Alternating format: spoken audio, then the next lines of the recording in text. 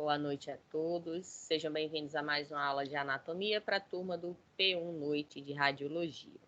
Meninos, vocês concordam com a gravação e posterior divulgação desse vídeo no meu canal do YouTube para que vocês possam rever ou, aqueles que não puderam estar presentes assistir a aula? Sim.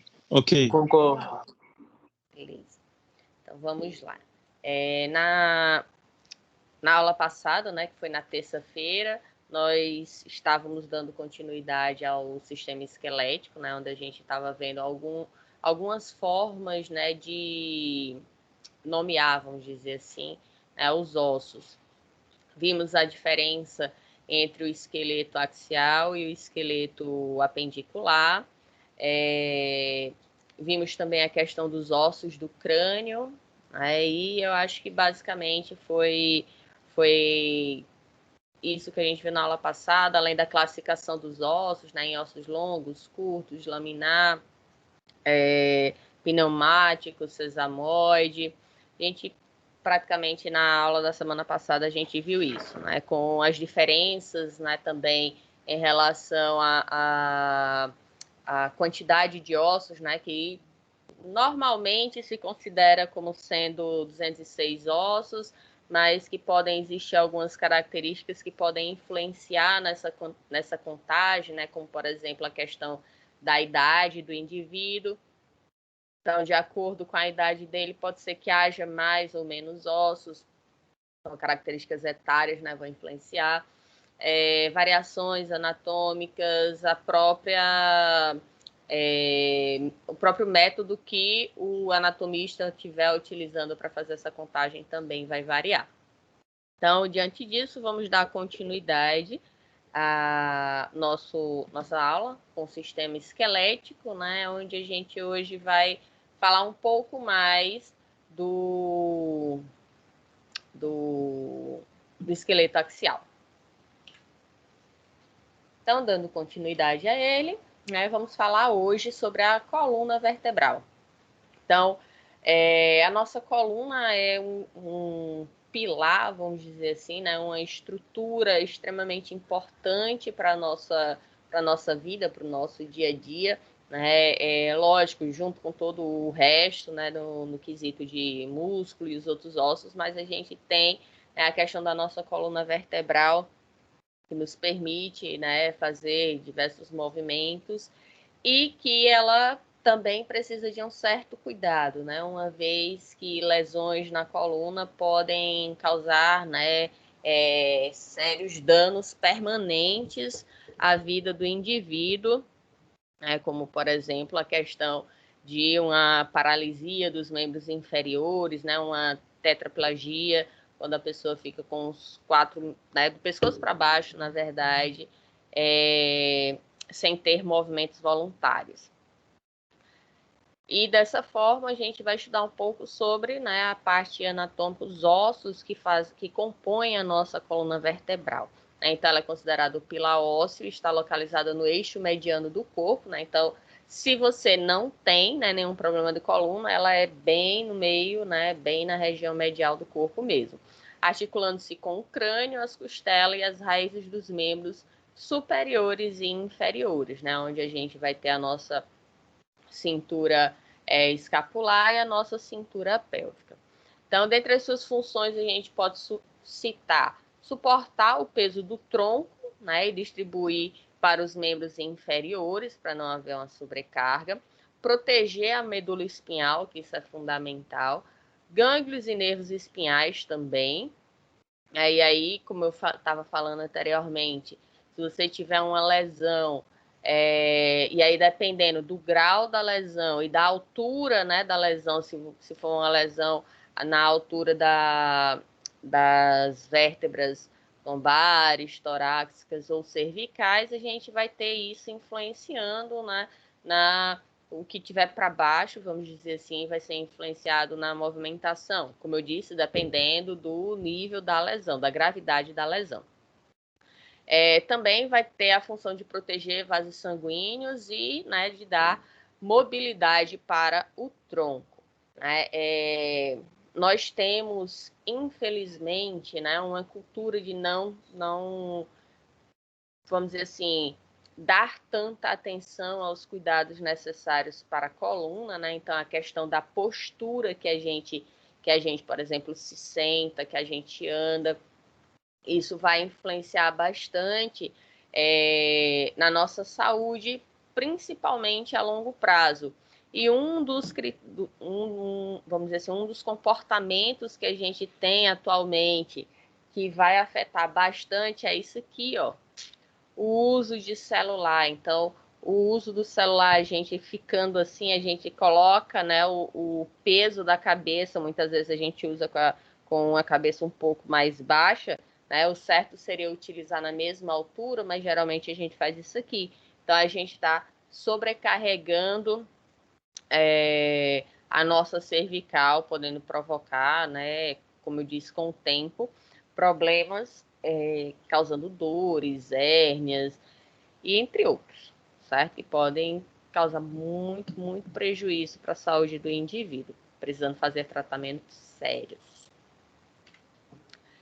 Então, aqui a gente tem a nossa coluna, né, onde nestas imagens aqui a gente tem a visão anterior, né, o dorsal, a gente está vendo o indivíduo de costas para a gente. Então, aqui a gente tem o nosso crânio e o osso do crânio que vai se interligar com a primeira vértebra cervical. Qual é o nome dele? A gente falou dele na aula de terça-feira. Vocês lembram? Esse ossinho aqui de trás? occipital. Exatamente. Então, o osso occipital, ele vai ter um forame. Nessa imagem não dá para visualizar, né? Mas ele tem um forame aqui que vai ser justamente a região onde vai haver o encaixe da primeira vértebra cervical. E aí as vértebras, elas são, vamos dizer assim, nomeadas de acordo com a posição delas, tá? Então a gente vai ter as vértebras C, são as cervicais, as vértebras L, as lombares, e as T, as torácicas. Lógico, eu não falei na ordem, né? Então deixa eu colocar aqui na ordem, a gente tem as cervicais, as torácicas e as lombares. E por último, né, a gente tem a região do sacro e aqui na pontinha a gente tem o cóccix. Pronto, aqui dá para ver melhor. O cóccix e a região sacral, tá bom?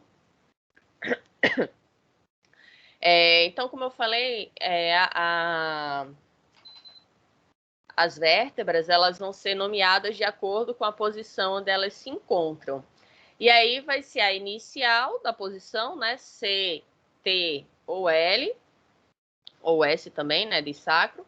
E o número é equivalente a ela. Então, por exemplo, se eu estiver falando da C4, então é a vértebra cervical, a quarta vértebra cervical, tá?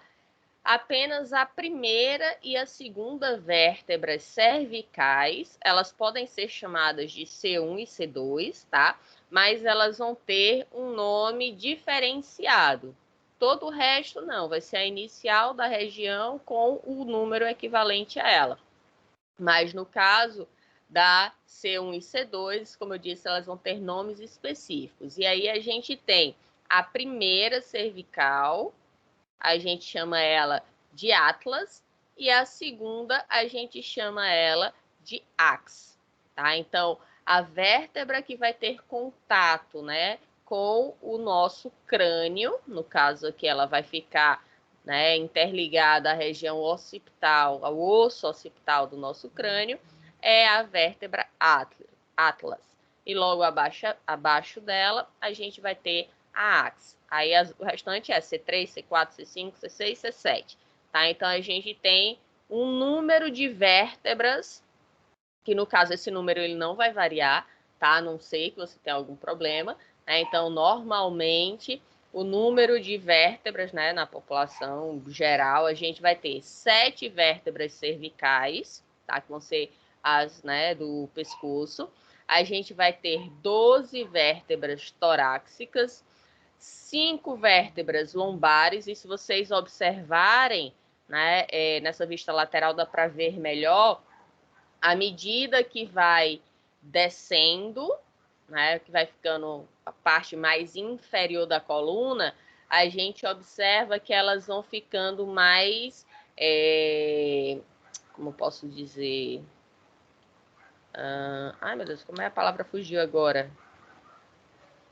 É no sentido de que elas são mais fortes. Elas são maiores, mas é uma palavrazinha agora que fugiu. Mais robustas, tá?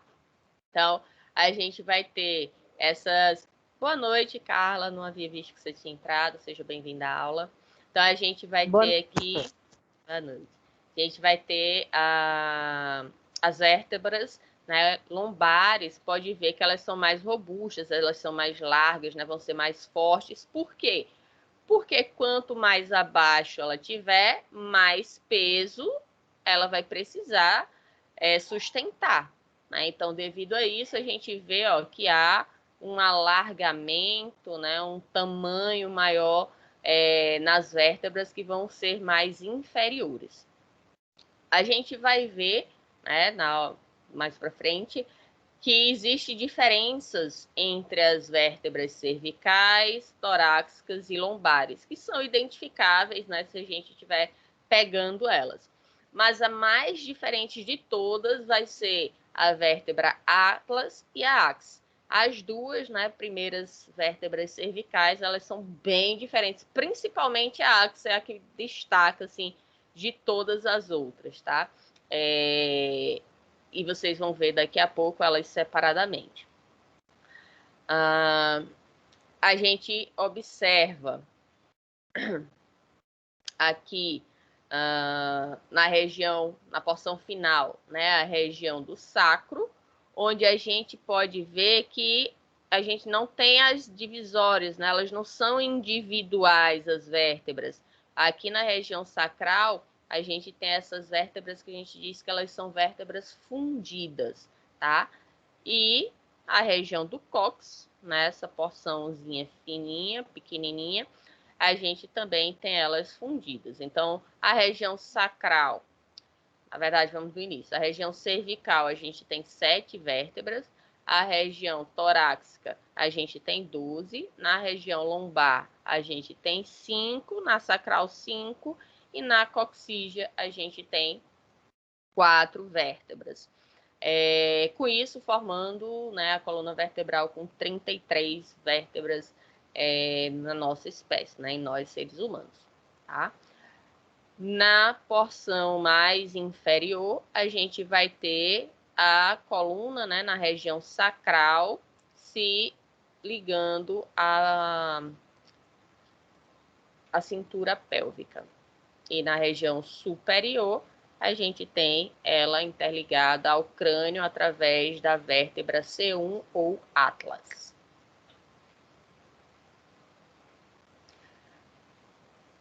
Os processos espinhosos que a gente vê aqui, tá, no meio da coluna, né, nessa vista, né, anterior e aqui lateralizado dá para ver melhor, serve para a gente poder ter a inserção, né, da musculatura. Lembrando que a gente tem músculo nas costas, né, tem toda um conjunto muscular ali que vai estar protegendo, né, toda e dando estrutura, força, né, e movimento nas nossas costas. Graças à coluna vertebral, né, que a gente consegue visualizar aqui, a gente também, né, além da questão dos músculos, eu esqueci de falar, né, a gente tem a questão das costelas, tá? Então, a gente vai ter aqui também, né, os processos onde vai ter a inserção das costelas à coluna vertebral, formando a caixa torácica, né? Se a gente vai considerando só essa região aqui. Então, a caixa torácica com a inserção da coluna vertebral e as costelas, né, se unindo na região anterior através do externo, do osso externo, tá? As costelas, tá? Se vocês não sei se vocês estão conseguindo visualizar direito aqui, mas essa parte aqui onde eu estou passando o mouse, não sei se vocês estão vendo que ela é um pouco mais clara. É porque ela é formada de cartilagem, tá? Então, a gente vai ter aqui cartilagem que vai estar interligando as costelas ao externo. As vértebras ou espôndilos são peças ósseas irregulares que são unidas para formar a coluna vertebral, né? Então, a gente tinha visto na aula passada, né, quando a gente falou de como são classificados os ossos, aí a gente tinha aqueles ossos irregulares, aonde a gente, né, citou os ossos que fazem parte da coluna, porque eles são, né, assim, totalmente irregulares em comparação com os outros ossos, né, que são bem mais, tem um formato, né, mais definido. Então, em anatomia convencionou-se que a referência das vértebras é feita por abreviação, como eu havia dito, né, por exemplo, colocar na região de acordo com a região da coluna, então C para cervical, T para torácica, L para lombar, S para sacral e CO para a região coxígea, né, a porção final que é o cóccix. E o número da vértebra é em algarismo romano, tá? Então essa numeração ela não vai ser em algarismo arábico, mas sim em romano. E as vértebras são em número de 33, como eu havia dito, mas estão distribuídos nas regiões da coluna cervical, torácica, lombar, sacral e coxígea. Então, separadamente aqui, através das cores, né, a gente consegue visualizar as 7 vértebras cervicais, que vão estar compondo, né, a região do nosso pescoço, que vão dar C1 a C7. Então, observem o número, né, sendo antecedido pela região, pela inicial da região da vértebra. Então, C1 a C7. As vértebras torácicas, a gente vai ter o T, né, de torácico, e o número correspondente a ela, que vai até 12. Aqui a gente vai ter na região torácica o equivalente à caixa torácica, tá? Onde a gente tem as nossas costelas, tá? Se interligando aqui a coluna vertebral. Posteriormente, né, no caso, na posição mais inferior, a gente vai ter as vértebras lombares, então L1, L2, L3, L4 e L5.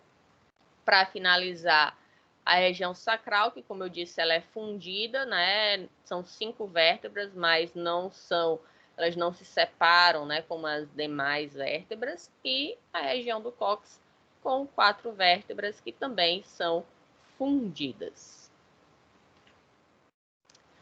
Então, na classificação dos ossos da coluna vertebral, como eu tinha falado antes, a gente consegue, né, através de características individuais por região, saber diferenciar se uma vértebra é de determinada região ou de outra. Então, se você, vamos supor, você achou uma ossada de um indivíduo onde tinha só algumas vértebras e elas estavam espalhadas.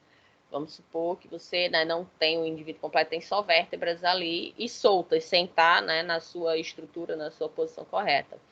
E aí, através do conhecimento anatômico, né, das características que a gente vai ver daqui a pouco, que diferenciam uma da outra, a gente consegue saber qual a região, né, da coluna vertebral fazia parte aquela vértebra que você está vendo.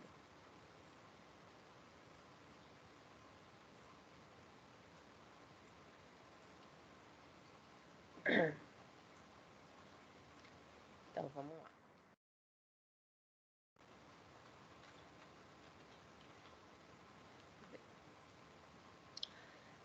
As estruturas de uma vértebra típica, né, que a gente chama, né, de vértebra típica, é aquele modelo que normalmente tudo olhou, isso aqui é uma vértebra, né? Então, ele vai ser composto por um corpo vertebral, tá, que é essa região mais larga, tá, mais denso, vamos dizer assim, no sentido, né, de comparando as outras partes, ela tem mais larga e mais grossa, vamos dizer assim, e fica na porção anterior da coluna, tá? O processo espinhoso, que a gente pode ver aqui e lateralmente, aqui, tá? Então, o processo espinhoso, ele fica na porção posterior, tá? É na região dorsal.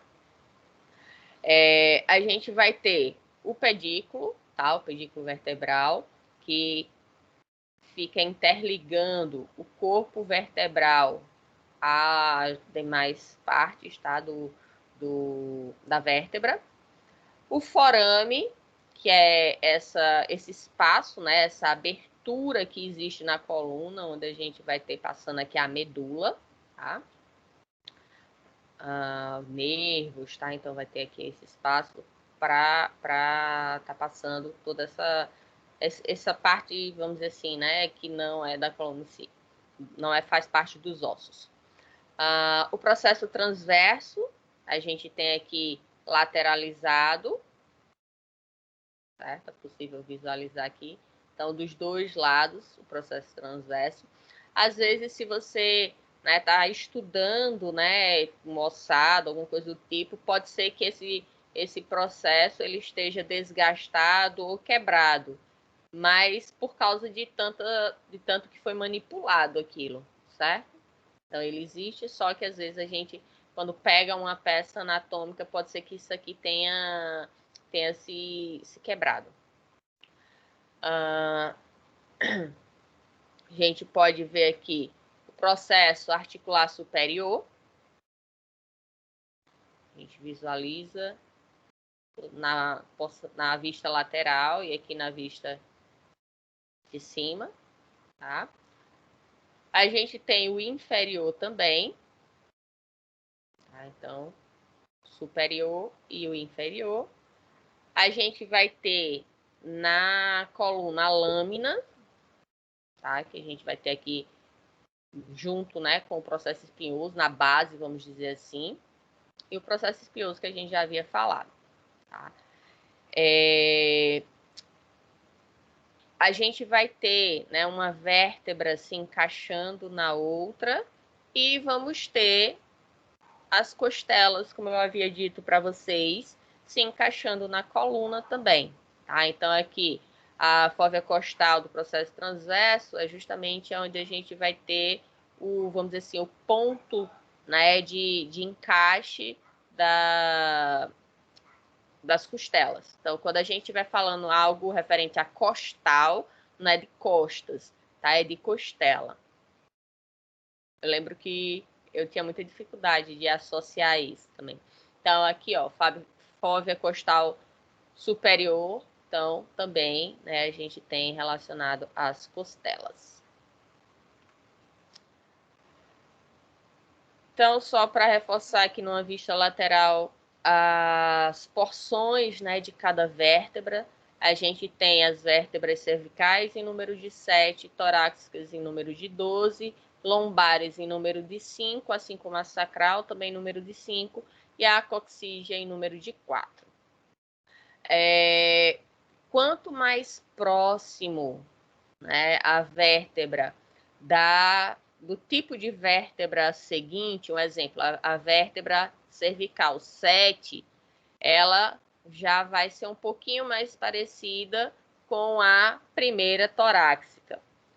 A 12ª vértebra torácica, ela vai se assemelhar um pouquinho, né, com a primeira lombar, certo? Por questão de tamanho, né? Então, aqui, como eu havia falado, as menores vão ser as mais próximas ao crânio, né? As primeiras cervicais, e aí elas vão ficando maiores na lombar na torácica um pouco maior, até chegar nas lombares, onde vão ser maiores ainda. Tá? Isso, como eu falei, se deve à questão da função, né, dessa região da coluna, onde você vai ter a questão da sustentação, né, de tudo que é superior a ela. Então, o peso da cabeça, o peso dos membros superiores, dos órgãos que vão estar na região torácica, né? Então, e abdominal também. Então, tudo isso é necessário que haja um reforço. Era essa palavra que eu estava tentando achar antes. Então, as vértebras lombares, elas são mais reforçadas, né, mais robustas para poder suprir, né, essa função que ela tem.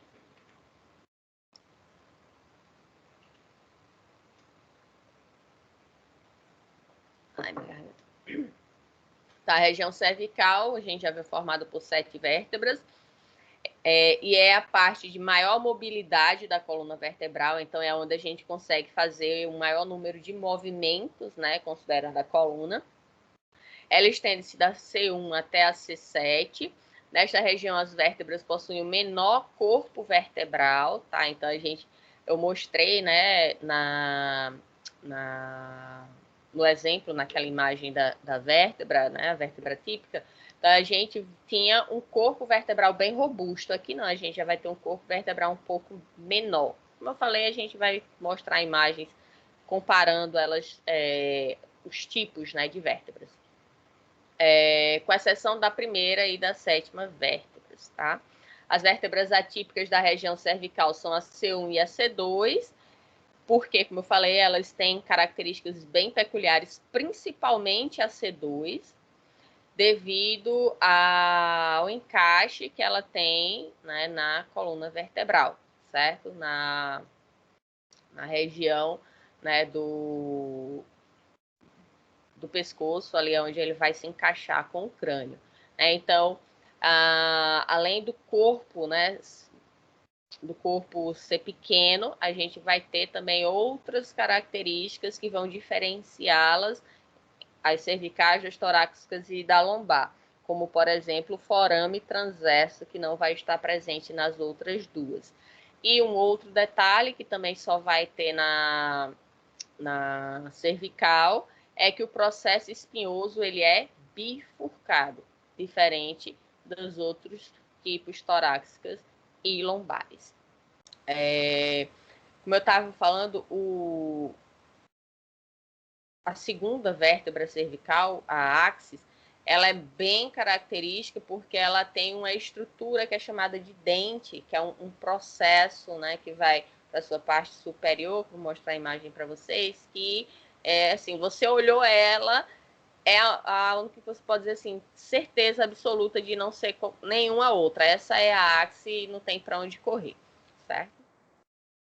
A região torácica é formada por 12 vértebras, cada uma delas vai se articular com um par de costelas, né? Uma costela direita e uma costela esquerda. Estende-se das vértebras T1 a T12.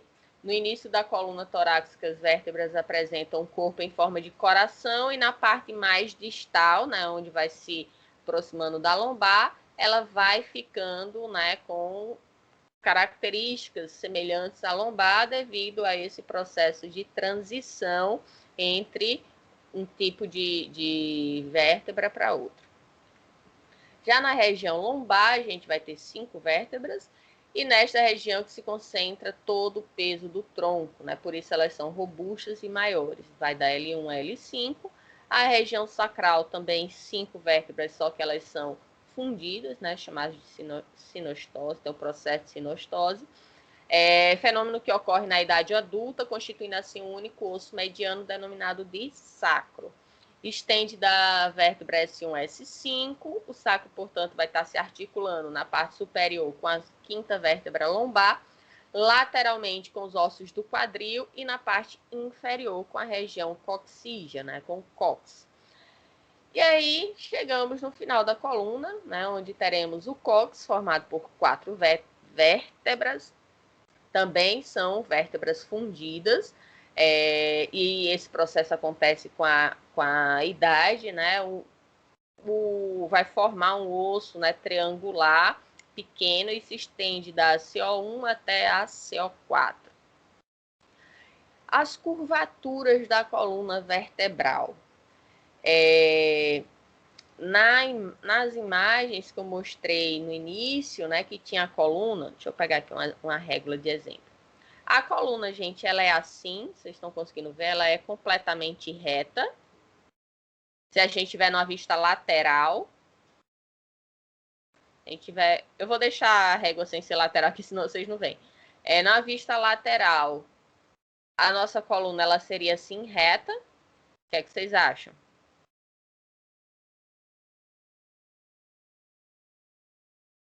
Não, Pessoal? professora, tem um formato em S.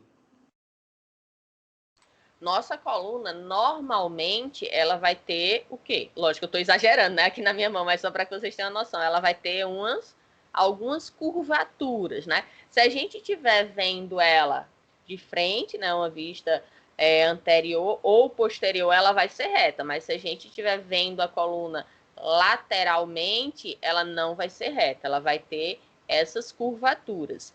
E essas curvas são naturais, né? Faz parte do nosso corpo para poder haver uma distribuição ali do peso, tá?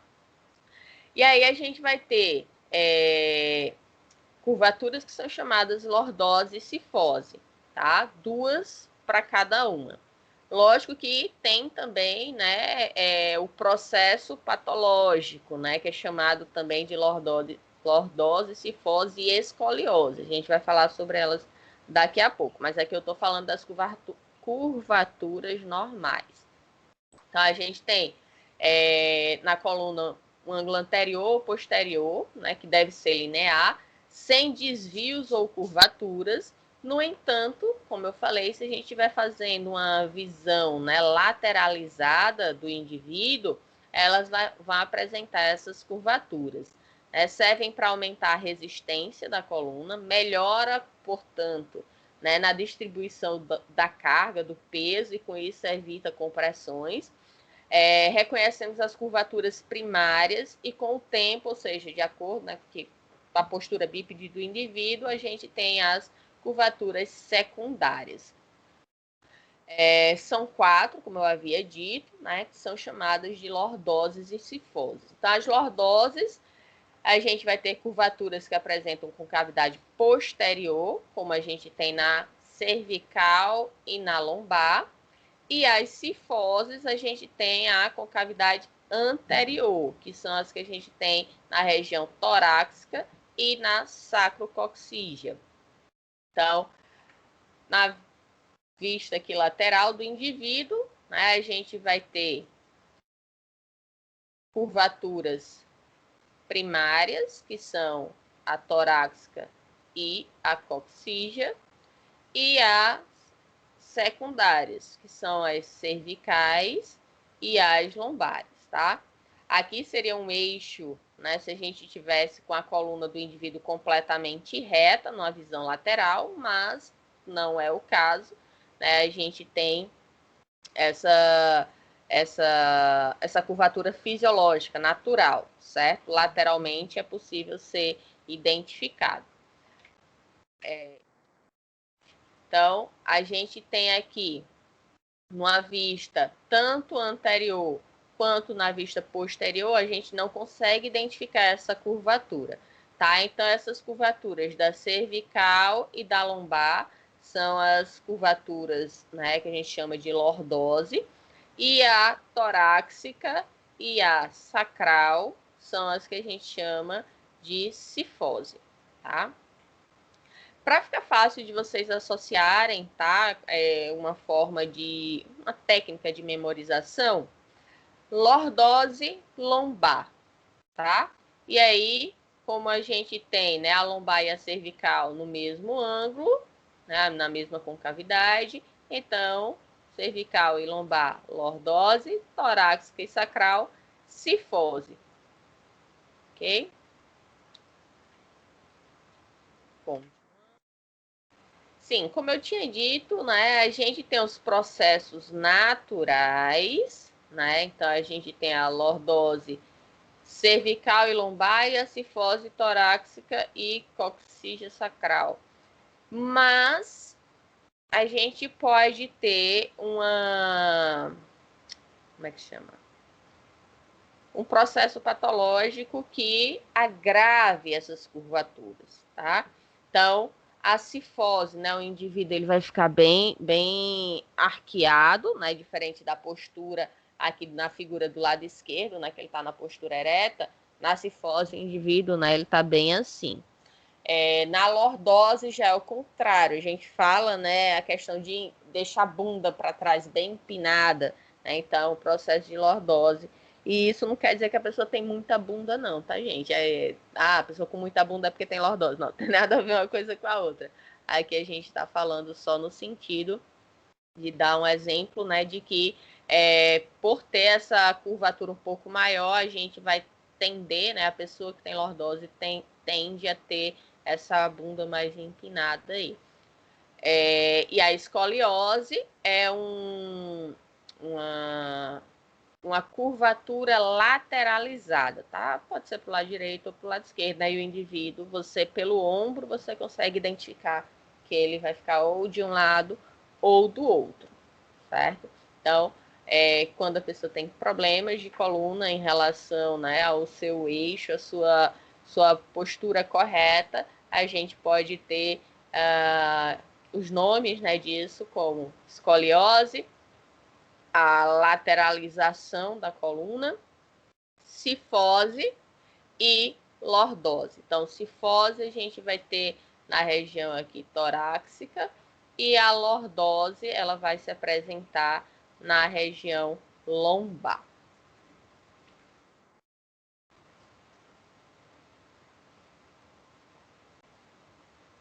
Então, aqui só outra forma de representar: esqueleto normal, com escoliose, com cifose e com lordose.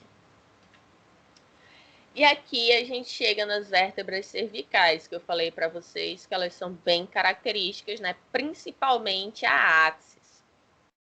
Então, observem que ela, né, ela é bem diferente daquela que a gente mostrou anteriormente, né? Principalmente por esse dente, né? Esse dente do áxis.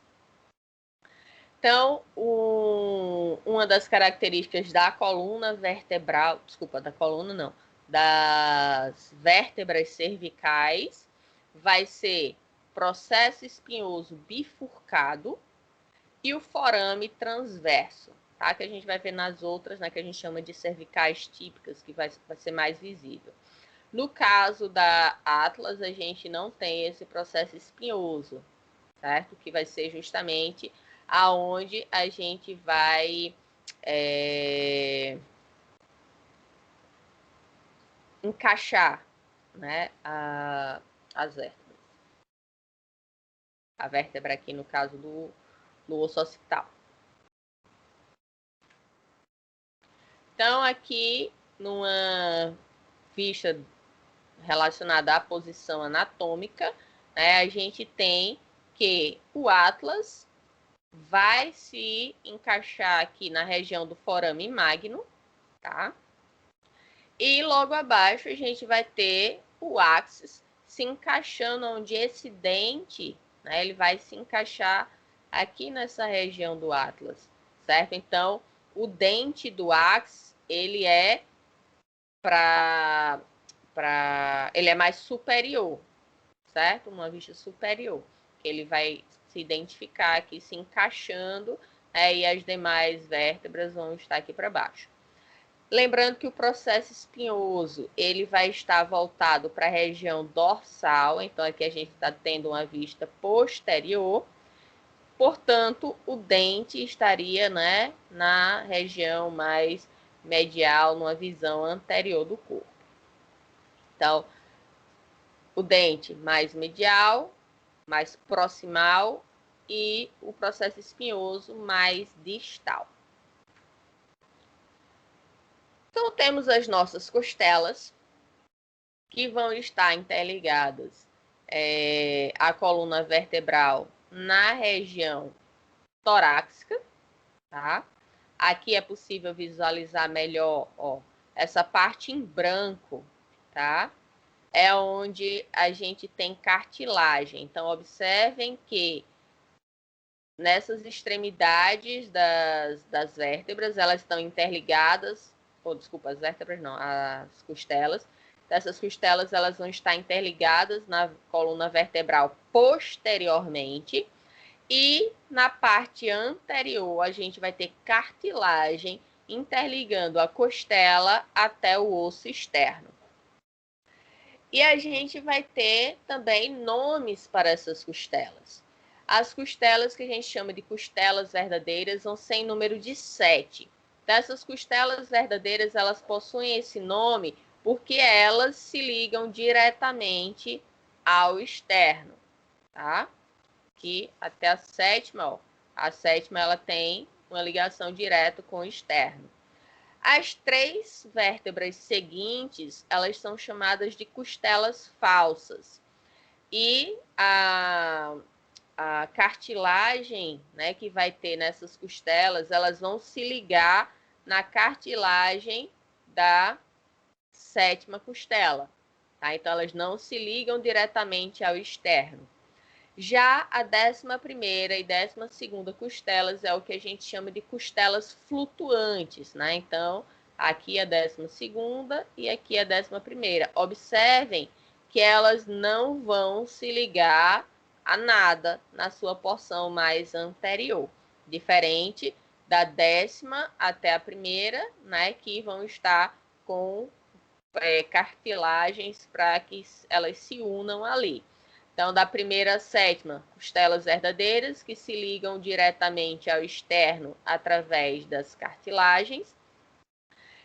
Da 18ª à da 8ª à 10ª, a gente vai ter as costelas falsas, que as cartilagens vão se ligar na cartilagem da 7ª costela, e as costelas flutuantes, que não vão se ligar a nada, apenas na sua porção posterior vão estar ligadas à coluna vertebral. As costelas, elas vão ser formadas por uma cabeça, né? Todas elas vão ter, por um colo, tá? Todas elas vão ter também, e um processo chamado de tubérculo, tá?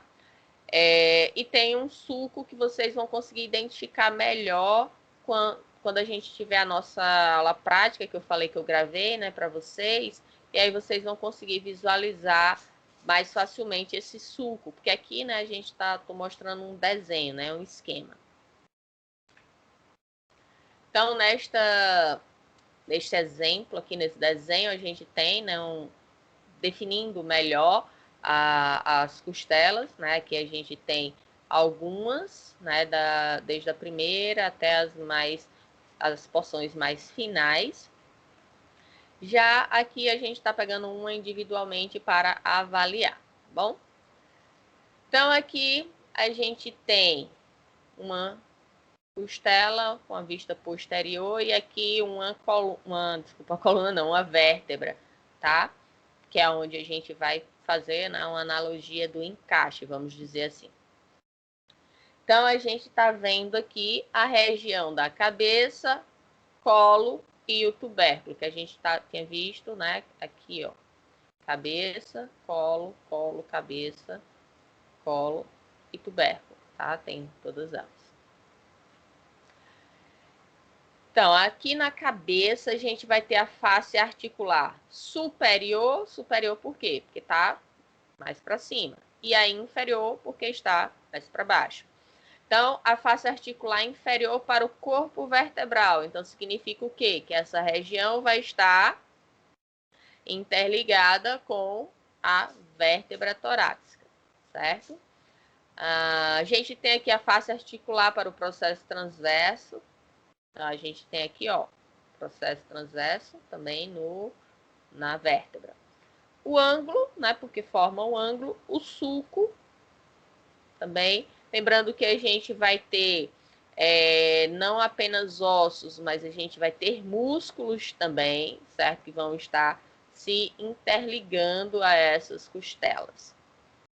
Inclusive, um movimento tão simples que a gente faz e que é vital, depende aí, né, do funcionamento correto do conjunto, né, ali da caixa torácica, que é a questão da respiração. Então, se vocês, né, inspirarem, puxar o ar bastante, você vai ver, né, que a sua caixa torácica, ela faz o quê? Ela se expande. Apesar da gente ter, deixa eu só voltar aqui a imagem, apesar da gente ter as costelas, né, presas aqui ao externo e à coluna vertebral, mas elas conseguem fazer esse movimento, tá? Então, essas costelas, elas não vão para frente e para trás, não, elas se expandem, tá? Elas fazem esse movimento aqui, para que, né, o pulmão ele possa se encher de ar e soltar o ar depois. Então, a gente tem esse movimento de inspiração e expiração. Então, inspiração, né, quando o diafragma ele vai fazer uma pressão negativa através da contração do músculo, fazendo com que o ar entre nos nossos pulmões. E aí, com isso, a gente vai ter essa expansão da caixa torácica. E quando a gente expira, a gente vai ter o quê? O relaxamento do músculo diafragma, e com isso a gente vai ter ali a expulsão do ar, certo? E o movimento da caixa torácica em expandir e diminuir de tamanho. O nosso osso externo ele é formado por 3 partes principais. O manúbrio, que é a parte mais superior, o corpo, que é a região mais medial, e o processo xifoide, que é a parte mais inferior. Tá? E neste conjunto aqui, nesse externo, a gente vai ter as regiões, né, onde as costelas vão se encaixar. Não apenas as costelas, mas também a gente vai ter a nossa clavícula, tá? Então, aqui na face articular clavicular é onde a gente vai ter o encaixe, tá, da clavícula, que ela viria, né, nessa região aqui, né, tanto direita, no caso aqui, tanto esquerda quanto direita. A gente vai ter as faces articulares costais, que vai ser justamente aonde as costelas vão estar se encaixando.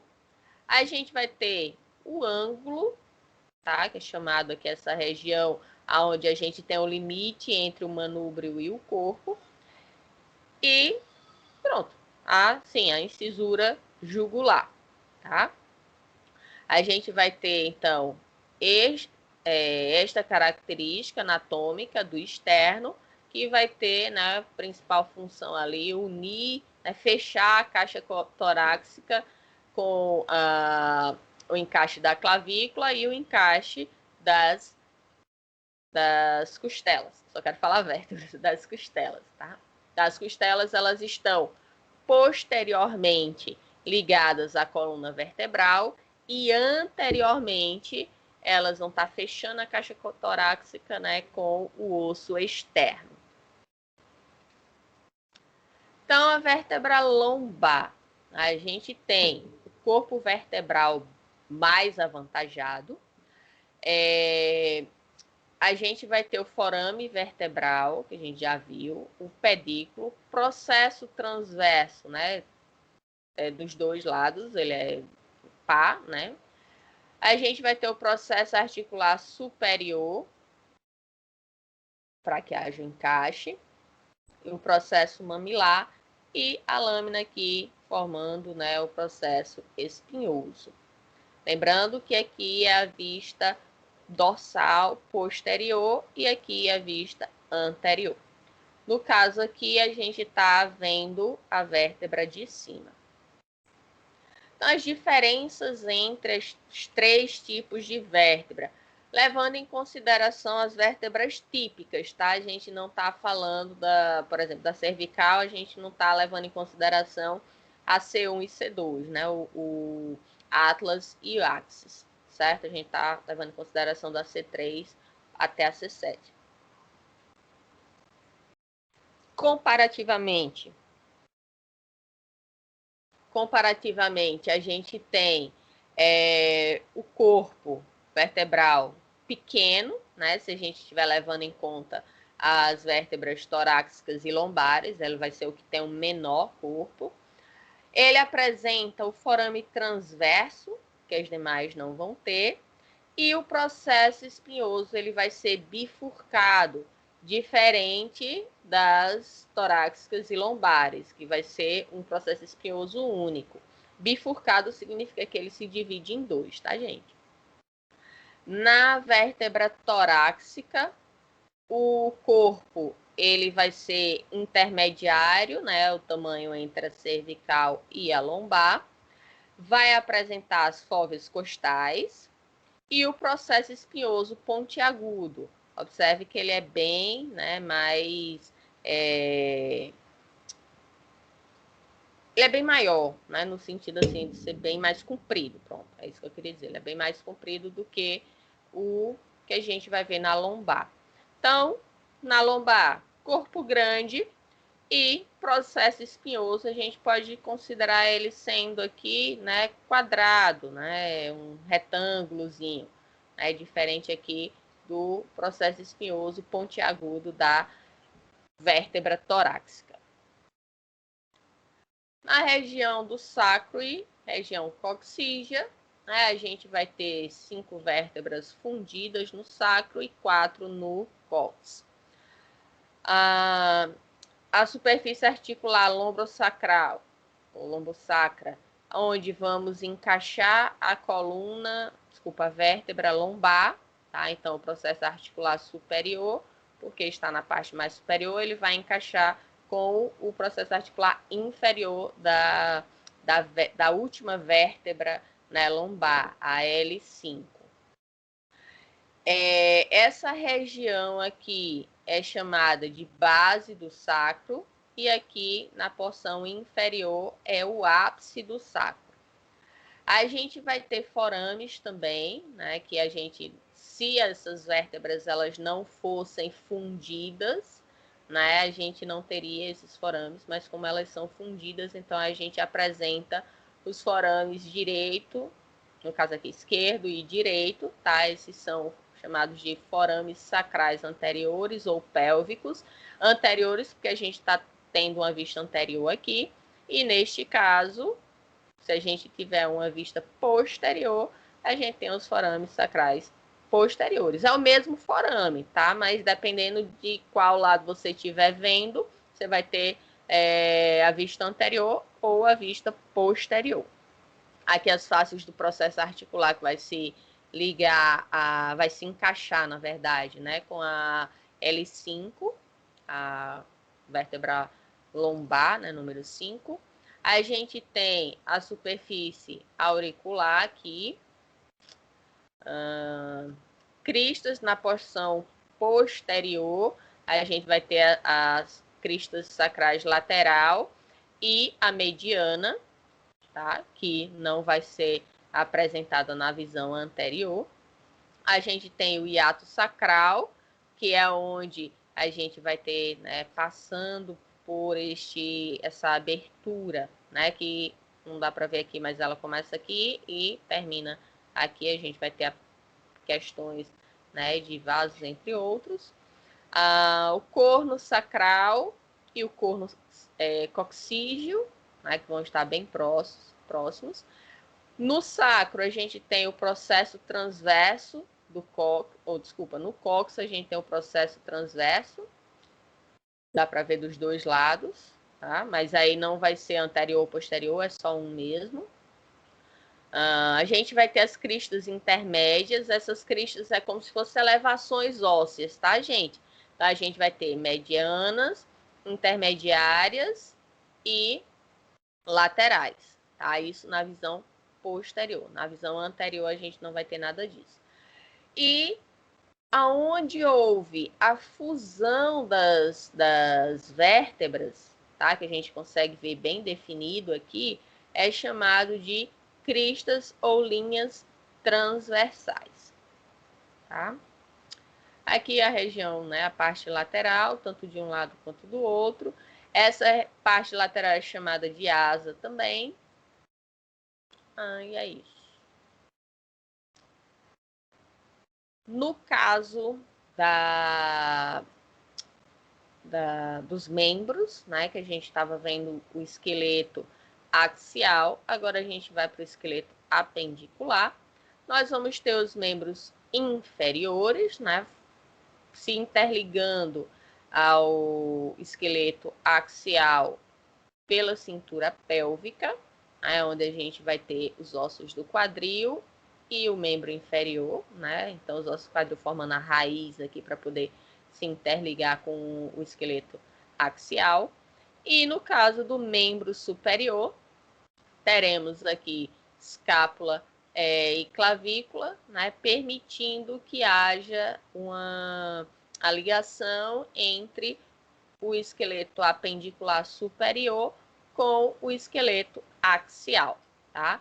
Então, aqui a gente tem a clavícula que vai se ligar, né, ao processo articular do externo, né, no manúbrio, que estaria aqui mais ou menos, e mais posterior, a clavícula ela vai estar mais anterior, e mais posterior a gente vai ter a escápula.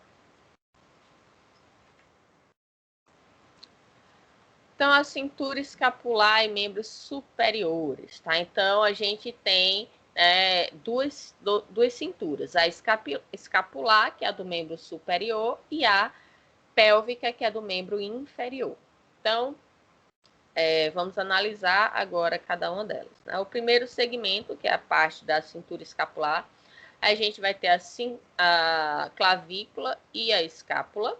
O segundo segmento é o braço, onde a gente vai ter o osso, que é chamado de húmero, tá? Um osso único. No terceiro segmento, a gente vai ter o antebraço formado por dois ossos, o rádio e a una. E na porção do quarto segmento, a porção mais distal do membro superior, nós vamos ter os ossos da mão, né, onde a gente vai ter os carpos, metacarpos e as falanges. As falanges vai ser o mais distal de tudo em relação ao membro superior. Avaliando a clavícula propriamente dita. Deixa eu ver aqui se vocês estão com dúvida. Então, a clavícula numa visão posterior e aqui numa visão anterior, tá? A gente vai ter o corpo dela, que vai ser, né, a maior parte dessa região. A extremidade external significa o quê? Que ela se liga aonde?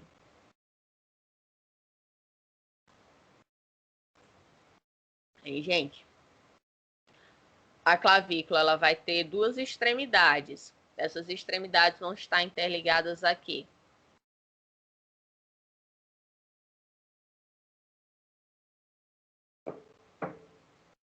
Pessoal, a gente viu agorinha. Gente, pessoas, alunos, vocês estão aí? Professor, eu esqueci, eu não falei. Ali agorinha, mas vamos lá. Então, a gente vai ter o osso da clavícula, tá? Que é esse ossinho aqui, que eu tô apontando aqui em mim. É o externo e a escápula, não, professor? Ah! Então, ela vai ter duas extremidades. Uma vai se ligar ao nosso osso, que eu falei agora há pouco, que faz o quê? Ele vai fechar, né, a nossa caixa torácica. Então, esse osso que a gente tem aqui mais medial vai ser o externo, né? Então, na região do manúbrio, a gente vai ter vocês podem até ir tocando aí em vocês, né? Que vocês conseguem sentir, né? Vocês conseguem apalpar e sentir aqui a clavícula de vocês, e vocês vão ter o externo, tá? Então, a extremidade da clavícula, a extremidade que é chamada de external, é porque está fazendo o quê? Se ligando ao externo. Já a extremidade oposta, a acromial, vai estar se ligando aqui à clavícula, tá? Região do acrômio. Então, teremos, né, a linha trapezoide aqui, vamos ter tubérculo conóide, que vai servir para quê essas estruturas? Por exemplo, sulcos, forames, né, vai servir, os forames vai servir o quê? Para passagem de vasos que vai estar nutrindo, né, aquele osso. A gente vai ter músculos que vão se interligar, né, porque a gente tem movimentos, tem musculatura nessa região. Então, a gente vai ter essas outras estruturas que vão permitir aí desculpa, ossos não, músculos e ligamentos estarem se ligando. Então, aqui a gente vai ter, só voltar aqui, ó, extremidade acromial e extremidade external. A extremidade external, eu falei agora há pouco, né? Vai estar, cadê o externo? Deixa eu só voltar aqui. Pronto. Aqui, ó, a face articular do externo vai ser a clavícula nessa região. No caso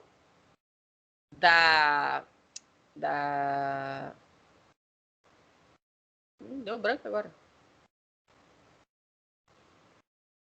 Da escápula. Isso. Deu um branco aqui. Desculpa, gente. Então, no caso da escápula, né, a gente vai ter a clavícula e a escápula se ligando aqui à clavícula para fechar a região que a gente chama de ombro, né? Lógico, junto também com o úmero. Então, da mesma forma que a gente tem uma face external, a gente vai ter uma face acromial, que é justamente esta região aqui aonde a clavícula ela vai se ligar, tá bom? Então, aqui, ó, o acrômio, tá? Então, face articular clavicular, porque vai ser justamente aonde a clavícula vai se ligar. Temos aqui a região da cavidade glenoidal, que o que é que vai se ligar aqui, que a gente viu na imagem agora há pouco? Tem o osso que vai se ligar aqui para formar o braço. Qual é o nome desse osso? Húmero. Húmero, tá? Então, a gente vai ter o húmero que vai vir aqui, tá? Permitindo, né, que a gente tenha essa região aqui, a gente pode dizer que é a raiz, né, do nosso membro superior. Então, a gente vai ter ainda na clavícula, né, o que a gente chama de ângulo inferior, porque ele está na região mais inferior, o ângulo superior, porque ele está na parte mais superior, região medial e região lateral. Então, o que tiver, né, para o lado do braço, ele vai estar o quê? Mais distante da linha média. Então, ela é lateral. O que tiver mais próximo da linha medial, então vai ser a margem medial. A gente vai ter nesta vista aqui a face costal, a margem superior, que vai estar próxima ao ângulo superior, e a fossa subescapular. E para finalizar, a incisura da escápula, né, onde a gente vai ter aqui regiões para permitir, né, a inserção de músculo, da musculatura do posterior, né, para permitir todos os movimentos que a gente faz com os nossos ombros, com, de certa forma, alguns relacionados ao braço, né, e que tenham relação também com a escápula. Então, chegamos no nosso úmero, né, onde a cabeça do úmero vai ser aonde a gente vai encaixar, né, na nossa escápula. Eu tô com problema com esse nome escápula hoje, só quer vir clavícula. Então, vai vir no encaixe na nossa escápula. Então, a gente vai ter, ó, aqui na cavidade glenodal, o encaixe do nosso úmero. Então, essa parte que a gente vai ter uma cartilagem, né, porque é uma região de articulação, então vai ter ali toda a questão de diminuição de atrito por causa do movimento, é o que a gente chama de cabeça. Logo abaixo dela é bem nítido, tá? Aqui a gente tem uma linha, né, pontilhada, mas mesmo que não tivesse, fica nítido essa região que é chamada de colo anatômico. E um pouco mais abaixo, já pegando aqui, né, separando a epífise da diáfise, a gente tem aqui o colo cirúrgico. E toda essa região mais, vamos dizer assim, anatomicamente mais uniforme, a gente tem o corpo do úmero, tá? Aqui a gente tem uma vista anterior e aqui uma vista posterior. E assim, só para ver se vocês estão afiados, vamos dizer assim, estão ligadinhos nessa questão de posição anterior, posterior, lateral, distal, ou, desculpa, lateral, medial, distal, proximal, né? Alguns conceitos que a gente viu de planos, eixos, posição, né? Então, se aqui é uma vista anterior, este braço, ele é direito ou é esquerdo? E aí, o que é que vocês... À esquerda. Alguém concorda ou discorda de Felipe? A anterior é na frente, né? Isso. Ah, então é direito. Desculpa. Confundi. Errei outro Não, campo. decida. Eu não disse que você Não, estava direito. errado a primeira vez. Não, eu me corrijo. Eu acredito que se for uma vista anterior, ele é o braço direito. Então, vamos lá. Vamos analisar. Esse indivíduo, olha a cabeça do húmero, onde é que ele está. Olha a posição da cabeça do húmero, como é que ela está. Eu estou vendo esse indivíduo de frente, tá? Então, essa imagem aqui é como se eu estivesse vendo ele de frente. Se eu estou vendo ele de frente e a cabeça tá para o lado esquerdo, aqui nesse sentido, né? Se a pessoa tá de frente para mim, se é o braço direito ou esquerdo, gente? Vamos ver aqui, ó. Deixa eu trazer um braço aqui, ó. Ó, esse indivíduo está em posição anatômica. A gente está numa vista anterior dele. Olha como é que está a cabeça do húmero. Certo? Então, se eu tenho o meu braço direito, a cabeça do meu húmero numa vista anterior, ela vai estar voltada para o lado esquerdo, né? Ela vai estar apontando como se estivesse para o lado esquerdo. Então, se nesta imagem aqui eu estou numa vista anterior, a cabeça do meu húmero vai apontar para o lado direito, então esse é o braço esquerdo, tá? Deu para entender, gente? Vai estar aqui, ó, clavícula e a escápula para trás, certo? Se encaixando aqui. Então, o lado direito seria esse e o lado esquerdo seria esse. Aqui é o mesmo osso, só que agora eu tenho uma vista posterior. Tá? Eu estou vendo ele, né, as costas dele, bom? No húmero, né, a gente vai ter no braço, na verdade, no braço, no membro superior como um todo, aqui braço e antebraço, a gente vai ter uma região que chamamos de cotovelo, tá? Onde a gente tem uma articulação. Só que diferente do nosso joelho, né, que a gente tem a articulação ali entre a coxa e perna no membro inferior, temos um osso sesamoide, né, que é a patela. Aqui a gente não vai ter isso, tá? Então, no membro superior, o equivalente ao nosso joelho, que seria o cotovelo, a gente não tem esse osso sesamoide, tá? E aí a gente tem essa região mais distal do húmero, a tróclea, tá? Capítulo e a fossa coronoide, que vai ser, que a gente vai ver, tá? Que vai ter o encaixe ali do rádio e húmero que vão permitir ali o movimento do nosso entre o braço e o antebraço, tá? Então, toda essa região aqui, tanto na vista anterior como posterior, uma coisa só, tá? É chamada de tróclea. A fossa do olecrono é onde a gente vai ter um encaixe aqui para os ossos do antebraço, tá? Que vão permitir ali justamente o movimento, né, de dobrar o movimento da articulação. Então, aqui a gente consegue visualizar justamente este encaixe, tá? Aonde a gente vai ter o húmero e nessa região mais distal vamos ter o encaixe do rádio e da una, tá? Desta forma aqui, ó. Então, o rádio, tá?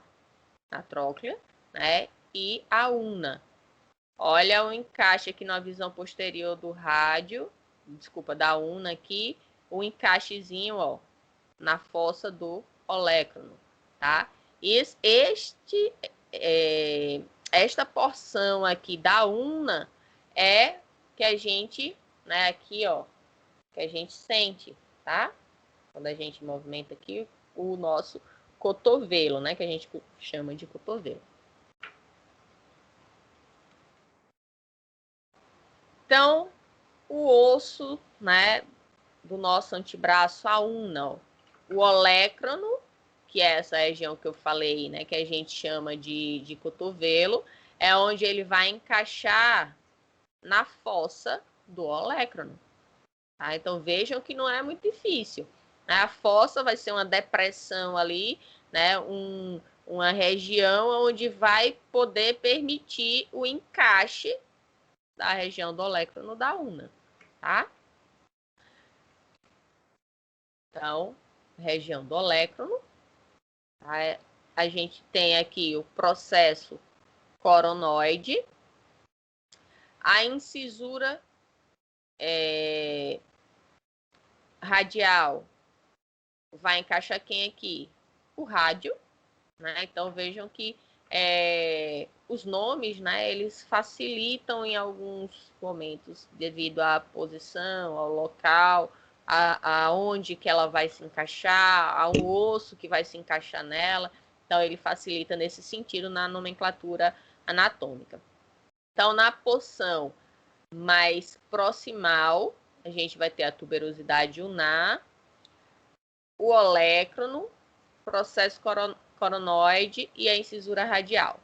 Na porção mais distal, a gente vai ter a região da cabeça e essa pontinha aqui é chamado de processo estiloide, tá? O processo estiloide vai ser, ó, esse ossinho aqui, certo? Não sei se vocês estão conseguindo visualizar, né? Então, ó, o rádio, para ficar fácil quem é rádio e quem é una, façam o seguinte, vamos supor que a mão de vocês fosse um rádio e o dedão seria a antena do rádio. Então, o osso que vem, né, mais próximo ao rádio, a antena, o dedão, seria o rádio. Então, o oposto a ele seria a una, né, numa posição anatômica. E aí, o processo estiloide é justamente esse ossinho palpável aqui que a gente tem, né, no nosso punho, tá bom? O processo estiloide, né, ele vai ter a vista anterior ou posterior, dependendo, né, de como você estiver vendo o braço. No rádio, a gente vai ter a cabeça e o colo. Observem que o colo ele é bem, né, nítido, e a cabeça também, né, bem nítida nessa região aqui, ó, tem essa linha, então logo após a linha a gente vai ter o colo. Tuberosidade do rádio, né, onde vai ter o encaixe também. Na porção mais proximal vai ser isso, a cabeça, o colo e a tuberosidade radial. E na porção mais distal, a gente vai ter o tubérculo dorsal, a incisura ulnar, que vai ser onde a gente vai ter, né, um encaixe da una, e o processo estiloide também. Então, tanto na una quanto no rádio, a gente vai ter o processo estiloide. Então, o processo estiloide da una vai ser esse que fica bem nítido, né, bem palpável. Já o do rádio, ele não fica tão, a gente não consegue sentir tanto, certo? Assim, né, ao tocar, comparando, né, com esse da una, tá?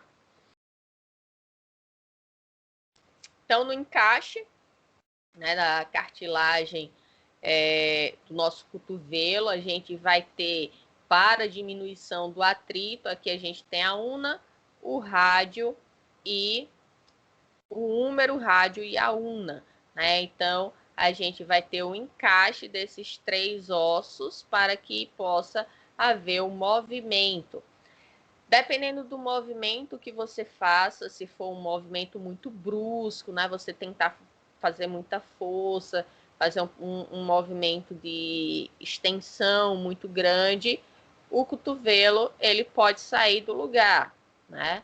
E aí o médico, o fisioterapeuta, até o enfermeiro também, dependendo da situação, ele pode, né? Coloca no lugar, imobiliza, leva para o hospital para ver se houve alguma lesão mais séria, né? Ou só foi um desencaixe, né? Mas precisa ser investigado para que não haja um comprometimento futuro ou até imediato, né? Através daquela lesão. Ver se houve fratura também ou só foi sair mesmo do lugar. Então, gente, pelo horário, tá? Pelo andar da hora, deixamos os ossos da mão, né, e os membros inferiores para a próxima aula, tá bom? Para a próxima semana. Desejo a todos que tenham um excelente final de semana. Se cuidem, se protejam, usem máscara, evitem aglomeração, mantenham o distanciamento social, fiquem em casa se possível, tá bom? E semana que vem a gente se vê. Professora, Oi. professora, Oi. questão desse novo decreto do governo sobre antecipar os feriados para a próxima semana. Então, a direção ela vai ter uma reunião e amanhã, eu acho, eles já vão estar dando um posicionamento oficial. Tá bom? Por isso que eu também nem coloquei nada no grupo de vocês, da turma, em relação à semana que vem, né? Porque está ainda sendo decidido, ok? Mas não se preocupem, assim que tiver um posicionamento, a faculdade vai colocar no grupo dos representantes. E nós, professores, também, se a gente vê que não foi colocado logo na turma de vocês, eu mesma já me proponho em colocar para que vocês fiquem cientes, tá certo?